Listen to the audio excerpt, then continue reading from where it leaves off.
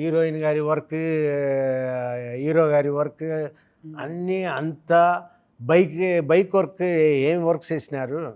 నిజంగా hats off to you sir. Thank you sir. ఆయనకి మేము మెచ్చుకోవాల్సింది ఆయన్నే ఫస్ట్. చిన్నతనంలోనే పెద్ద మంచి అయ్యిండు. చూస్తే మళ్ళా నేనే అభిలాష అంటున్నాడు. నిజంగా ఎక్కడున్నాడో డైరెక్టర్ అంటే ఇంత పెద్దగా కండలు అట్లా ఉంటారుగా కొంతమంది అట్లా యాటిట్యూడ్ అట్లా లేకుండా నేనే అభిలాష అనేటట్లా నాకు అరే ఈయన సస్కస్ అవుతాడు, ఇంకా సస్కస్ అవుతాడు. అయ్యింది ఇప్పటికే మంచిగా నడుస్తుంది. కానీ అందరు రావాలి. ఫిలీజ్ చెప్తున్నా చూడండి, ఇది ఖరాబ్ అయ్యే సినిమా కాదు. మనకి ఏదో ఒకటి ఏడిపిస్తుంది, నవ్విస్తుంది, కొంచెం అరే ఆ పాత్రలో మనమే ఉన్నట్టు అనిపిస్తుంటుంది. నిజంగా బిగ్గర పట్టుకుంటున్నాం ఇట్లా సీట్లు. క్లైమాక్స్ ఆయన దాని మీద పోతుంటే అయితే బిగ్గర పట్టుకుంటున్నాం, అరే మేమే నడుపుతున్నామా, బిరేకి తొక్కాలనా ఇట్లా అనిపిస్తున్నది. ఇలాంటి క్యారెక్టర్లు కూడా రెచ్చగొట్టుడు, ఒక్కొక్క ఫారే ఒకడు ఒక్కడే కాకుండా ఒక్కనే పెడతారు కదా. మీరు అంతమందిని ఎందుకు పెట్టిండ్రు రౌడీ గుండెగాలను? అంటే కాన్ఫ్లిక్ట్స్ రేసర్లు అంటే ఒక్కరే ఉంటారు కదా, చాలామంది ఉంటారు. నేను హీరో విలన్ స్టోరీ చెప్పలే కదా, అందుకే ఇట్లా కథలు అలా వచ్చేది వెళ్ళారు. ఇప్పుడు ఇంత కొడుకును మంచిగా చూసుకునేట ఆయన మళ్ళీ అరే కింద పడతావురా, దెబ్బలు తాకుతాయి, అది వద్దురా అంటారు. కానీ సార్ని ఎందుకు నువ్వు ఖచ్చితంగా అందులో కోవాలంట అని పెట్టింది. అదే కదా స్పోర్ట్స్ మీద ఉండే ప్రేమ సార్ క్యారెక్టర్లో. ఇప్పుడు నీకు శ్యామ్ కుటారి తెలుసు ఎవరో? తెలియదు. అది కపిల్ దేవ్ తెలుసు. సో కపిల్ దేవ్ ఎంతనో శ్యామ్ కుటారి కూడా అట్లనే మన ఇండియాకి. సో అది వాళ్ళకు ఒక రికగ్నిషన్ రావాలి అనేది మా మోటివ్. సార్ క్యారెక్టర్లో మోటివ్ అదే, క్రికెట్కి ఉన్న గుర్తింపు దీనికి కూడా రావాలి అనేదే సార్ ఫైట్ చేసేది క్యారెక్టర్. అందుకే దానికోసం ఎంత దూరమని వెళ్తాడు, స్పోర్ట్స్ నిలబడాలి అనేదే సార్ క్యారెక్టర్ సినిమాలో. వీరో అంటేనే ఒక మాట మీద ఉంటాడు కదా, మళ్ళా మాట తప్పుతుంటాడు. అదే క్యారెక్టర్ తంది కదా, ఎమోషనల్ డ్రివెన్ క్యారెక్టర్ తను. ఇంత మంచిగా ఉన్నాక నిజంగా ఇంటి ఆమె లేకపోతే ఇంకా చాలా చేయొచ్చు అన్నట్టు, ఇంటి ఆమె వచ్చేటకల్లా ఈమె కోసానికి ఆగిపోతుంది. తప్పదు కదా. అంటే అందులో రాజశేఖర్ గారే నయము, ఆమెకి ఇంటి ఆమె లేదు ఆయనకు. మా ఇంటి ఆమె కెమెరా పక్కనే ఉన్నారు. జీవిత మేడం నమస్కారం. మీరు పక్కకుంటే ఉన్నారు. ఇప్పుడు ఏం చేయాలంటే మళ్ళీ వీక్ నాయర్ కొంచెం వీక్ ఉన్నప్పుడు మాట్లాడేయాలి. అవును, వీక్ అయితే నేను లేదు, నాతో మాట్లాడలేదు మీరు, మీకు అబ్బాయిలే ఇష్టం అనుకుంటా. ఏం చేయాలి అన్ని ఇంటర్వ్యూలలో నేను అమ్మాయిలతో జర ఎక్కువ మాట్లాడుతున్నా కదా. అవునా? సత్తి బీఫ్ వేసుకుంటున్నా. అవునా? అందుకే కొంచెం తక్కువ చేశారా? నాకు పచ్చిఫుల్స్ అంటే ఇష్టం. నాకు కూడా. మీకు ఎట్లా తెలిసింది? మీకు చేసుడు అంటే ఇష్టం నాకు తెలుసు. నాకు తినడం అంటే ఇష్టం. పండు ఒకరోజు పచ్చిఫుల్స్ చేస్తావా మా కోసం? చేస్తా. ఇంకేమేమి పాటలు వాడతావు? పాటలు పాడు. గిటార్ వస్తుందా? గిటార్ వస్తుంది. ఒక పాట వాడు. గిటార్తో పాడనా? నేను ఇస్తా గిటార్ సపోర్ట్.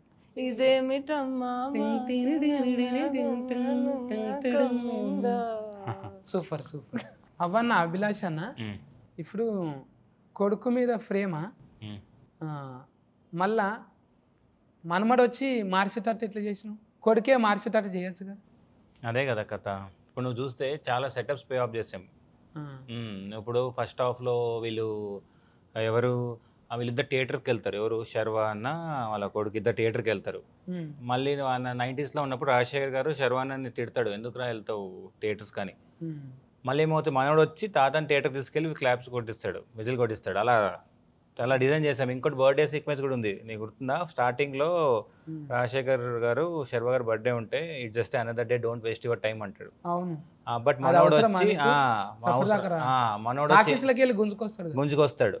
అది థియేటర్ సీన్. తర్వాత ఒక మాంటేజ్ ఉంటుంది. సో బర్త్డే అక్కడ, సో గ్రీటింగ్ ఇస్తాడు. తర్వాత పే ఆఫ్ ఏముంటుంది, మనోడు వచ్చి సెలబ్రేట్ చేస్తాడు. సో అలా మేము మనోడే మార్చాడు. సో స్టోరీలో మీరు చూస్తే తన వల్లనే విడిపోయారు, తనే వచ్చి కలిపాడు. అలా సర్కిల్ చేస్తాం. చాలా ఉందన్న ఫిలాసఫీ.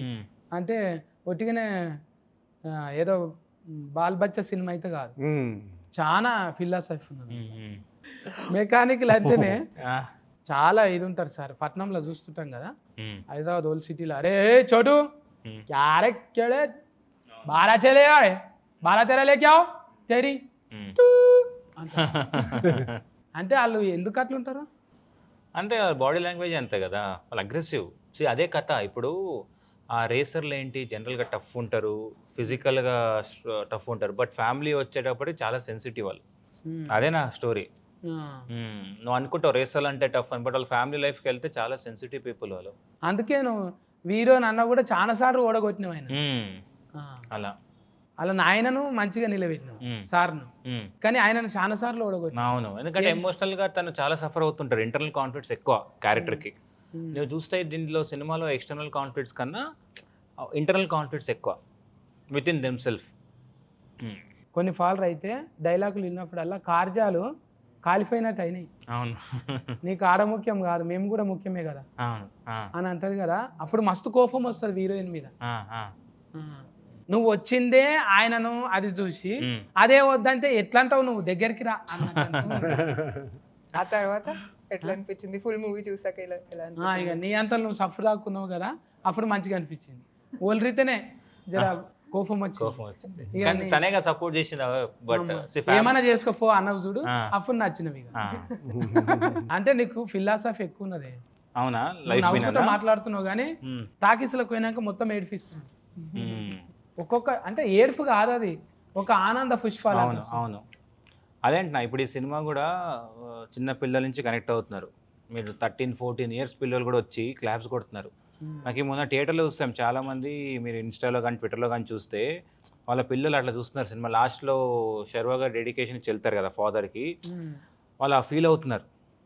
అంటే బెటరే కదా. ఇప్పుడు చాలామంది ఫాదర్స్ కూడా చూసి చాలా ప్రౌడ్గా ఫీల్ అవుతున్నారు. బాగా కనెక్ట్ అయ్యారు సినిమాకి. నేను కూడా మా పిల్లల్ని అంటే పోయినా, నేను కర్ణాటక అయితేనా ఈ సినిమా కానీ కూర్చున్నా, అబ్బా మా కొడుకును 4 అని దోలుకొస్తే అయిపోతుండే కదా అనిపించింది. మళ్ళీ వెళ్తావు, రేపు వెళ్తాను మళ్ళీ పోతా. మీరు ఫ్యామిలీ తీసుకొని నాకు మతి లేవన్న కొన్ని. అవునా? ఇంకా చెప్తాం అనుకున్నా. నేను 4 తారీఖు నాడు చూసిన. తారీఖు మతి ఉన్నది కానీ స్టోరీ మతి లేదు నాకు. అయితే మళ్ళీ చూడాలి, మళ్ళీ చూడాలి. అందుకోసానికి అంటే ఫిలాసఫీ నచ్చింది నాకు. నాయన సెంటిమెంట్ అంటే ఫస్ట్ కొన్ని చూస్తాం చూడు మనం, మళ్ళా ఇంకోసారి మీరు చెప్పిన డీటెయిలింగ్ చూస్తాం. అందుకే 2-3 ఫాలో చూడాలి అసలు. అవును, తప్పు లేదు అది. అవును. నువ్వు చూస్తే ఫస్ట్లో టైటిల్ సీక్వెన్స్ కూడా బైకర్ పడే ముందు జంప్ ఉంటుంది, మౌంటైన్ జంప్. అక్కడే చెప్పాను నేను హీరో ఎలా విన్ అవుతాడని. హీరో దాంతోనే విన్ అవుతాడు అండి ఎండింగ్ షాట్. అలా చాలా సెటప్స్ పే ఆఫ్ చేసాం విజువల్గా. ఇంకా చెప్పు ఫండ్, నువ్వు మాట్లాడితే మంచిగా. ఏం చెప్పాలి? చెవులకు ఏంటివే మంచివేనా? పర్ల్స్ వేసుకున్నాను. ఫల్సా? ఏది ఫల్సర్ చెడగొట్టి చేపించినా? పల్సర్ చెడగొట్టా కాదు కాదు, ఇది ఎట్లా చెప్పాలి, ఆయిస్టర్ లోపల ఉంటాయి కదా పర్ల్స్, అదే ఆ పర్ల్స్ చెడగొట్టి గవ్వే ఆ కఫిష్ కలర్లకి వెళ్ళి అంటే గవ్వే ఇవి డొఫల్ లేకుండా అదే అవన్నా ఆయిల్ మస్తు పెట్టినావు గారేజ్లో. ఇవన్నీ ముందు సెర్చింగ్ చేసుకున్నావా గారేజ్లో ఏమేమి ఉంటాయి? నువ్వు చూస్తే 90sలో చాలా బ్రైట్గా ఉంటుంది. అప్పుడు 90 స్టోరీలో సారు వాళ్ళు శర్వానంద్ గారు ఉన్నప్పుడు చాలా హ్యాపీ లైఫ్. సో నీకు బ్రైట్గా ఉంటుంది. తర్వాత శర్వా గారు వెళ్ళిపోతారు కదా వదిలేసి, తర్వాత నువ్వు చూడు సార్ లైఫ్ అంతా చాలా సో లోన్లీగా చూడు కలర్ మారుతుంది. అలా చాలా డీటెయిల్గా మేము ఉంటుంది సినిమాలో. ఎక్కడ దిక్కు తీసిరా సినిమా? ఇదంతా ఇండోనేషియాలో షూట్ చేసాం. రేసింగ్ అంతా ఇండోనేషియాలో షూట్ చేసాం. సోంబావా అని, కేదరి అని ప్లేస్లో. ఎందుకంటే ఇక్కడ మనకు అథెంటిసిటీ కోసం ఇక్కడ దొరకలేదు కొన్ని, బికాజ్ 90sలో మీకు 2-stroke బైక్స్ కదా, అన్ని రీడిజైన్ చేసాం మేము బైక్స్ అని. ఇప్పుడు నువ్వు చూసే బైక్స్ అని రీడిజైన్ చేసిన ఏవే ఒరిజినల్ కాదు, దాన్ని మాడిఫై చేస్తాం మేము. అలా 4 strokes బైక్స్ కూడా మాడిఫై చేస్తాం మేము.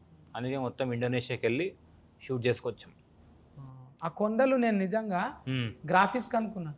ఏ కొండలు? ఆ కొండల మీద పోతారు చూడు ఇట్లా, అవన్నీ రియల్. అక్కడ ఉంటుంది, అక్కడ మౌంట్, అక్కడ టెరెన్ ఉంది అక్కడ. అవన్నీ ఇండోనేషియాలో షూట్ చేస్తాం మేము.